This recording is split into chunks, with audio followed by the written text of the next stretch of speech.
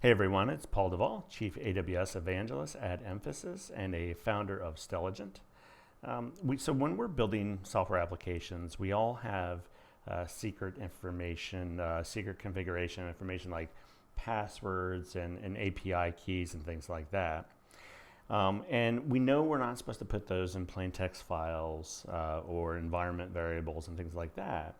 But historically, it hasn't always been easy to be able to do that, to be able to encrypt it, and to keep it away from people or other resources that don't need that level of access.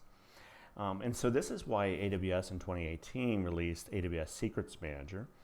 And so this is a service, it's a managed service that allows you to generate these secrets automatically and then rotate those secrets, and then also provide cross-account access for those secrets. And so I put together this blog post on continuous delivery for AWS Secrets Rotation.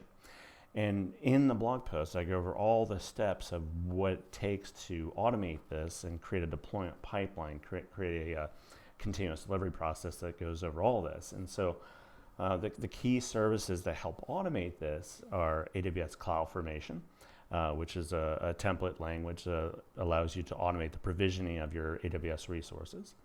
And then AWS Code Pipeline, which is a continuous delivery service, allows you to model that workflow.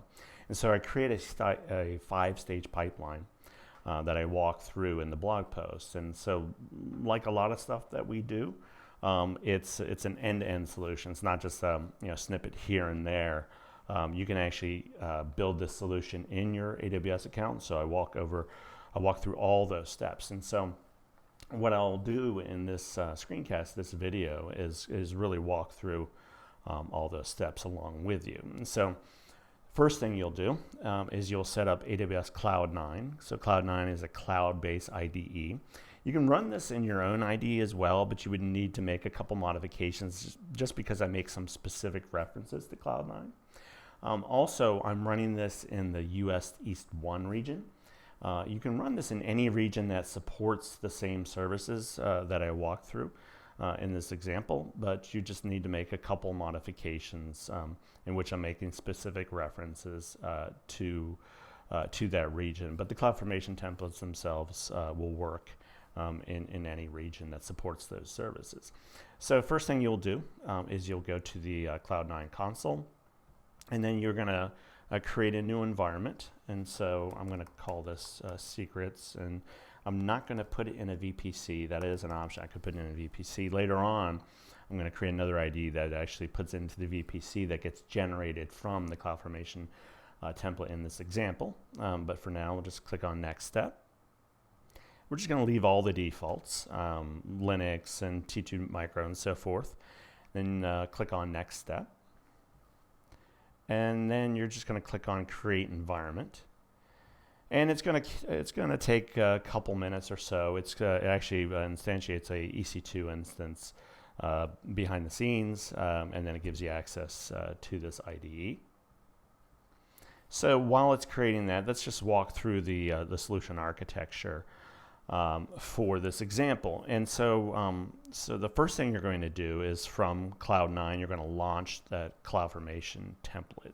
That CloudFormation template creates the necessary resources to set up the continuous delivery workflow. So in that CloudFormation template, it defines an AWS code pipeline resource. It creates a code build project. It creates a code commit private Git repository.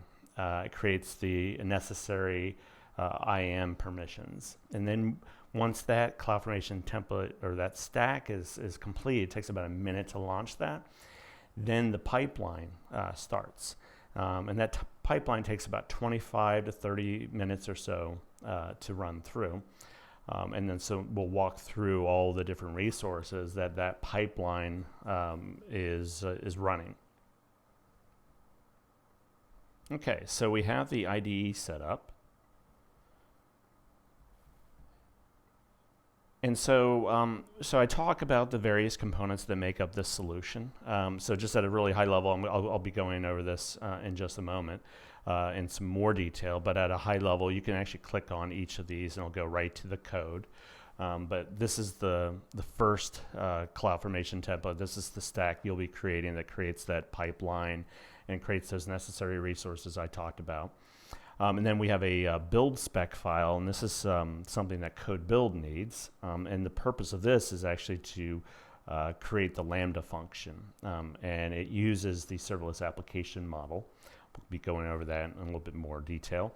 So the second stage, the first stage is to get the source out of code commit, and the second stage of the pipeline is to create a VPC, virtual private cloud. It's an isolated part of the AWS network. You can define subnets and routes, route tables, and we're gonna that template actually creates a NAT gateway so that Lambda can access the secrets manager information. And so that second stage of the pipeline creates the VPC, and then the third stage builds the Lambda function using the SAM, and then the fourth stage deploys that Lambda function. So there's a couple actions there, and then the last and fifth stage creates that RDS database instance, creates the secrets manager resource and the secret, and then attaches that to the RDS database. And again, the pipeline itself takes about 25 minutes or so to go through.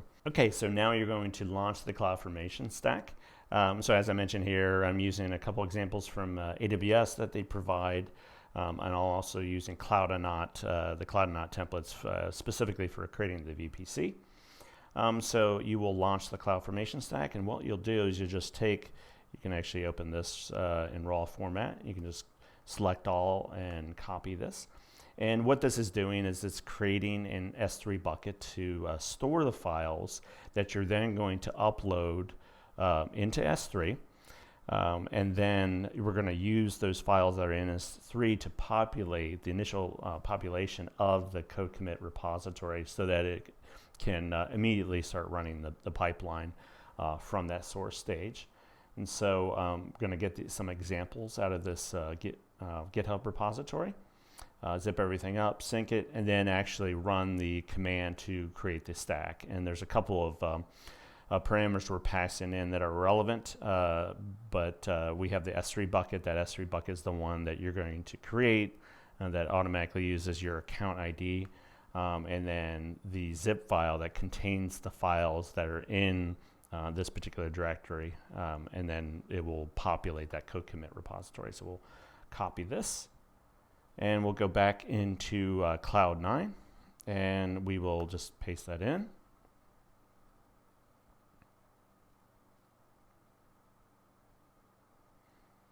Okay, so you can see now it's launched the stack ID, so we can go into our console. So just go, all right, and so we can go to CloudFormation, and we can see that it's in the process of creating that stack. As I mentioned, it will take about a minute or so to launch the stack, so we'll just wait a moment.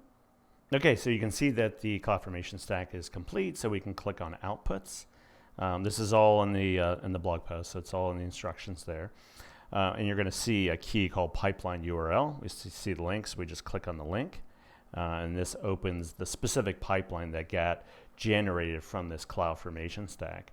And you can see that it populated a code commit repository, so we can actually click on this, and we can see that it uploaded all those files from that particular directory, and we passed this in as a parameter to that CloudFormation template when we're creating this CloudFormation stack.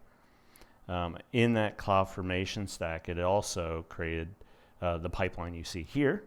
And then you can see it's now starting to go through the process of the different stages. So we have a deploy VPC stage, and it has a CloudFormation deploy provider. And so it has two different parts to this. The first is change set, and a change set replace, and then the next part is a change set execute for that CloudFormation configuration. So it gets a little meta, right? So you have a CloudFormation template. That CloudFormation template, when it generates the stack, it creates a pipeline. Then pipeline calls to 3 different CloudFormation templates and create stacks for those. And so in the second stage is creating this CloudFormation stack, which creates the VPC resources. And then the third stage then builds the Lambda function, uses AWS code build, and then transforms the SAM template, Serverless Application Model template, into CloudFormation, and then deploys and executes that, which is in this stage, we have this CloudFormation template that got generated from the SAM, and then we're then executing that. And then finally, the last stage here is it's creating the RDS stack, and it has the RDS database instance, also the secret itself. So using AWS Secrets Manager in CloudFormation, defines that, and then attaches that secret. And that secret, the primary part of that secret is that password. And that password then gets attached to that RDS database, and then the Lambda it actually performs automatic rotation. So we set up the secret itself to perform rotation on a 30-day basis. You can customize that, but we've set it auto rotation for 30 days. But we're also going to force the rotations just so you can see the process, see the database password change, and then ensure that you can still access that without changing any other code or without going directly into RDS to make that change. And so, as I mentioned, it takes about 25 minutes to go through this process. So we'll wait for it to complete. In the meantime, we'll walk through some of the components, some of the resources that are creating as a part of this. And so this is the code pipeline CloudFormation template, which creates what you're seeing right here. And these are some of the relevant snippets within that CloudFormation template. And so here we have a AWS code commit repository resource. We define the repository name, and this is a pipeline bucket that gets generated just so we have a unique name associated with this. It's also passing in that code commit S3 bucket. We pass that in when you create the stack. You pass that in, and then the key, which is the zip file, that's going to populate the files into this repository. And then another resource of this CloudFormation template is it creates a code build project, as you can see defined here. We give the code build project a name, and then we use a small container. And then the key part here is that it calls out to this build spec file. That build spec file you'll see later, in which it transforms the SAM template into CloudFormation. So that's really what's going on here in building the Lambda function, which is, and this is that definition. So we have AWS CloudFormation package. We're running this in 3.7 Python, and it's transforming a SAM template into CloudFormation. Then here we have the code pipeline resource, AWS code pipeline. You can see the various stages that are being defined in the CloudFormation template. So we have a source stage and its code commit. It has an output artifact of my app. It's a logical name that we give it, and then it starts to go through these various stages as well. And so we're running the change set replace against that CloudFormation template, and then the next action, as you saw, is a change set execute to actually deploy that CloudFormation template onto the AWS platform. And then here's that CloudFormation, or at least a part of that CloudFormation template. You can see the whole CloudFormation template by clicking on this link, but these are the key outputs that it's creating. It has the VPC itself. It has a public subnet, a couple of private subnets where we're running our Lambda function, and or where we're going to store the Lambda function, and the RDS database instance. And then we have a security group associated with that, and that gives us access within the VPC to the MySQL port 3306. So that's that security group and how that's defined. And then we have, and this is the SAM template, and this actually performs that the secrets rotation. In this case, we're using something that's been provided by AWS in the serverless application repository, which is it's a service. It's a repository, a managed repository provided by AWS, and they've written a Lambda function, stored it in the SAR. And then so this is an AWS serverless application resource that's a part of the serverless application model, the SAM template. And so here we're defining the name of the function, which VPC security group ID, so that refers back to that security group we created, and then the subnet ID, and we're just passing in right now, we're just passing in that private subnet. Here goes on to show where and this is a part of the CloudFormation template that defines within a CoPipeline resource where it's building the Lambda. And so here it's actually calling back to that, ultimately that SAM template, and then deploying the CloudFormation template that got generated from that SAM template. So that's all part of that same CloudFormation template that creates the pipeline.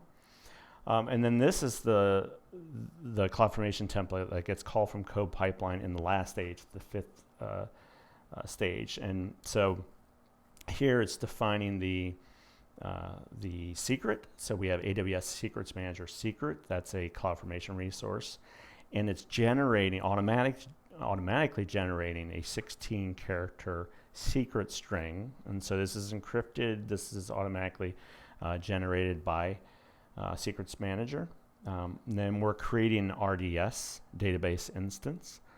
And so and then we're referring to the secret that gets generated from Secrets Manager. And so this is the notation we're using, a resolve on Secrets Manager. And then we're referring to that. This is a reference to that secret that got created in this template. So we have a master username. This is, you can see it's a MySQL database. We have master username, master password, and it's obtaining that information from Secrets Manager. So we don't even have to know the value for that password, and it's still going to get the necessary access that it needs for the RDS database. And so really adhering to that least privilege principle. Here we're defining we're performing import value from the VPC template, in which we're creating that security group. So we're importing that value from that CloudFormation stack, and we're defining that as a property within the VPC security groups associated with that DB instance. And then we're just referring to this, a DB subnet group.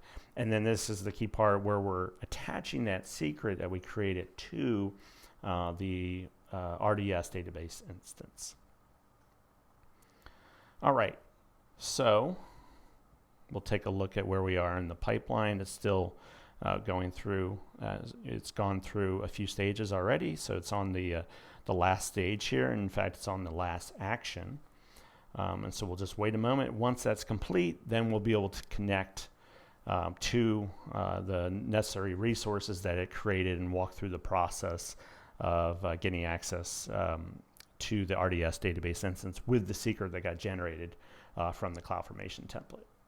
Okay, so you can see that the pipeline has successfully completed. It's run through the 5 stages. It launched VPC, built the Lambda, put the Lambda in that VPC, created an RDS database instance, put that in that VPC, also created the Secrets Manager resource. And so it mentions in the instructions that you're going to create another Cloud9 IDE. In this case, is going to connect to the VPC that got provisioned as a part of that pipeline. And so you'll go back to Cloud9. You can go to the dashboard. And you're going to create a new environment. So you click on Create Environment, give it a name. I'm going to give it a name with VPC. You can call it whatever you want, just some way that you know the difference between your IDEs. It talks about in the instructions, you go to Network Settings. And then what you'll do is you'll go to the VPC stack that got launched from that CoPipeline. And then you click on the Outputs pane. And then you're looking for the VPC ID. Your VPC ID will be different, but in this case, mine ends with 2C6F. So I'm going to go here and make sure that I've selected that VPC. Then it mentions that we're looking for the public subnet. And so we'll go here, we'll select the public subnet. So we'll take a look at CloudFormation, look for the public subnet, ends in 7142. So I'll just make sure I select that one, click on next step, and then click create environment. Again, it's going to take about a minute or two to launch this environment. Once it does, then we'll be able to complete the steps in getting access to the RDS MySQL database instance. Okay, so you can now see that it's launched the IDE. You're going to want to make sure that you have the terminal open. You can select a new terminal if you wanted to. The terminal's already open here. And so let's walk through the remaining steps here. And so what we'll do is we're going to make sure that we have Python configured. So you click on this link here. It goes over the instructions, and I'm going to copy most of these steps here and then paste it.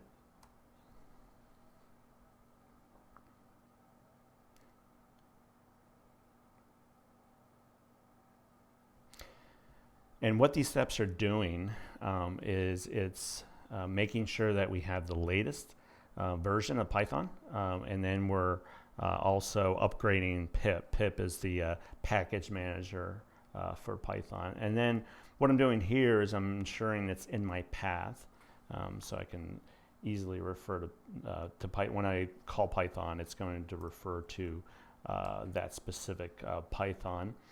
When I run that command, I'm just going to clear things out, and then I'm going to source this. So you can see the last command here is just sourcing and making sure that it's available in my environment right now. Then I'm going to run these commands, and what this does is it performs a git clone and gets, in particular, it gets one file that we're looking for. It actually gets everything, but we're going to be getting this file that we're going to use to connect to Secrets Manager and connect to the MySQL database and ensure we have the proper connection. So these are the commands for doing that. So we'll go here. We'll do that git clone. We're going to cd to the location of where that file is. And then here we're installing, using pip, we're installing a MySQL connector.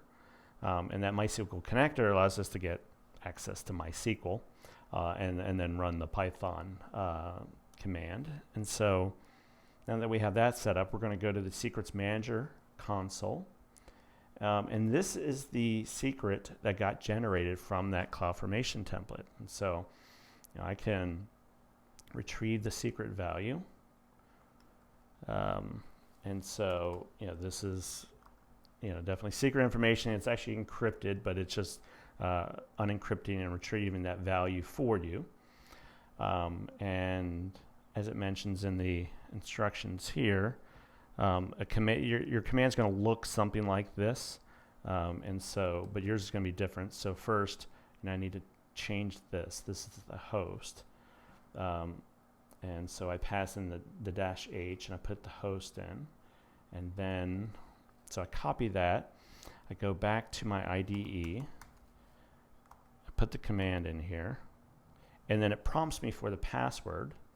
And so this is the password that got automatically generated. And so I just make sure I have focus, pass this in. And then here I now know that I have successfully accessed the MySQL database. And so I can just quit out of that. And I've done that using the password that got generated from Secrets Manager. And so now that we've done that, we're going to run a command that using Python to connect. So this is how you might typically do it when you're with the software applications and services that you're creating. You're going to be doing this in some program, Python or Node or Go or whatever. And so what this mentions here is that you will actually go and open up the file called CEOA-3 Connect MySQL. You'll make sure that you have this particular name that got generated. So this is the name of your secret. And so we'll go here We'll go down to lesson 3, develop. And then we're going to open up this file, and you'll see that there's a value here called my secret name. And we're going to replace it with the secret that got generated. You can see it's running US East 1. You can make a modification if you're in another region. And then go back here, and we're just going to copy this command into Cloud9 IDE. And we can see that we successfully connected. You'd get some kind of strange error if you weren't able to connect. So what happened is we connected to and you can see it in the rest of the Python code, but we connected to the MySQL database through that connector, and then we passed in that secret. And so you can see the program all it sees is the secret logical name, doesn't see the actual secret information or the password. And then so we can go back into Secrets Manager, close this, and then you can see that we set it up in the CloudFormation template to rotate every 30 days. But just so we can see the process of rotation, because it actually calls that Lambda function, we're going to force the secrets rotation. So we're going to click on this and click on rotate. And then we'll just go back here, click on the secret again, and then we're going to have a look at that value. And if you can see, I'll copy this and you can just see the difference. So now it's generated a new password, right? So you can see it started with an F, and it had this password that got generated from this. And so this is the new password. So now I can go back into my IDE, and I can run the same program that you have here,